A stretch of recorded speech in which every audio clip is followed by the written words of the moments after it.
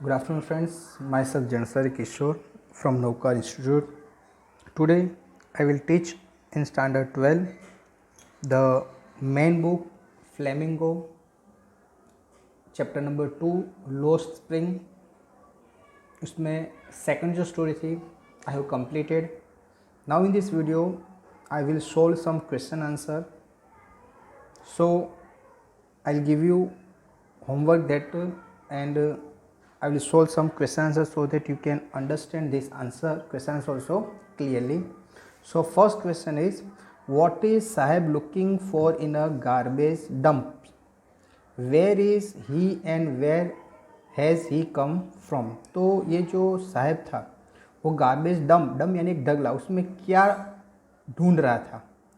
Where is he and where has he come from, वो कहाँ का था और कहाँ से आया था?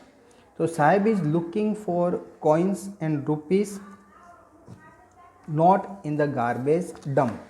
तो ये जो साहिब था वो गार्बेज को डंप था, उसमें से कॉइन और रुपीस नोट, रुपये की नोट और गार्बेज डंप में रुपीस का कॉइन वो फाइंड आउट कर रहा था. Sometimes he find a rupee, even a 10 rupees note और अ सिल्वर कॉइन. कभी कभी उसको ये जो डंप है गार्बेज डंप, उसमें से रुपये का कॉइन, कभी कभी 10 रुपये की नोट और कभी सिल्वर कॉइन भी उसको मिलता था. There is always hope of finding more, और जब भी उसको कोई कॉइन्स मिले तो उनकी होप बढ़ जाती थी कि अभी भी और भी उसमें से मिलेगा.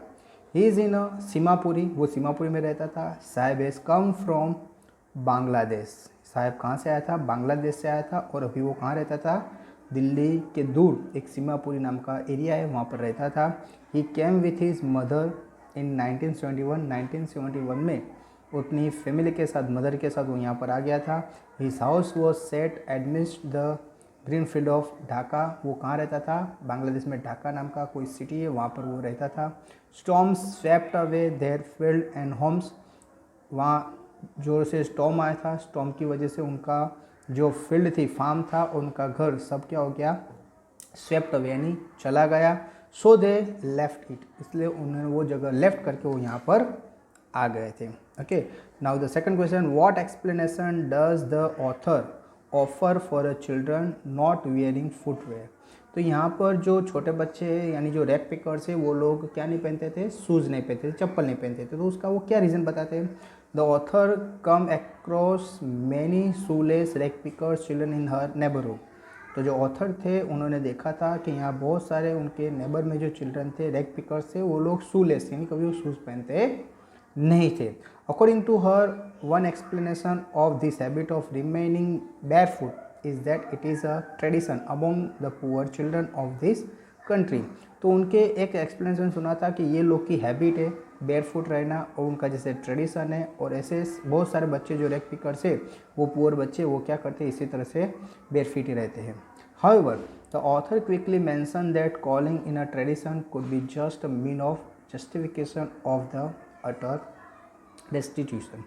तो उनका कहने का मीनिंग है कि ये जो ट्रेडिशन के लिए बात की, लेकिन वो इतने कैपेबल है कि उनके पास पेयर ऑफ शूज़ परचेस करने के पैसे नहीं है, इसकी वजह से वो लोग ये परिस्थिति में, ये हालत में रहते हैं. ओके फ्रेंड्स, नेक्स्ट, इज साहब happy working in a tea stall? Explain. साहब ने जब टी स्टॉल में काम करना शुरू किया तो क्या वो खुश था? नो, साहब is not happy working in a tea stall. तो जब वो टी स्टॉल में काम करना स्टार्ट किया तो वो खुश नहीं था. He is a paid 800 rupees and all meals but he has lost his freedom. तो वहाँ पर उसको 800 रुपीज़ मिलते थे और खाना पीना मिलता था, लेकिन फिर भी वो अपने काम से अपनी फ्रीडम उसकी जो थी वो चली गई थी, जिसकी वजह से वो खुश नहीं था. His face has loss the carefree look, उसके चेहरे पर जो केयरफ्री लुक था वो भी चला गया था.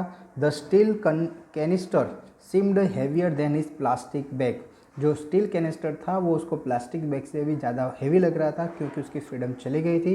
He is a no longer his own master, वो अपना मास्टर रहा नहीं था. He is as a servant as a tea stall, वो टी स्टॉल वाले का क्या बन गया था? सर्वेंट बन गया था. Next, what makes the city of Firozabad famous? जो सिटी ऑफ फिरोजाबाद थी वो फेमस क्यों थी? तो Firozabad is famous for its glass bangles. ये फिरोजाबाद वो ग्लास बेंगल में बहुत ही फेमस थी. The place in the centre of India glass blowing industry, और ये जो फिरोजाबाद है वो इंडिया के सेंटर में, और वहाँ पर ग्लास ब्लोइंग फैक्ट्री यानी ग्लास की सब जो बैंगल्स है वहाँ बनती थी, उनकी सब फैक्ट्रियाँ या इंडस्ट्री सब वहाँ पर ही थी। Mention the hazard of working in the glass Bengal industry, तो ग्लास बेंगल्स इंडस्ट्री में क्या क्या हार्मफुल होता है, कौन कौन सा नुकसान होता है, उसके बारे में क्या करो बताओ।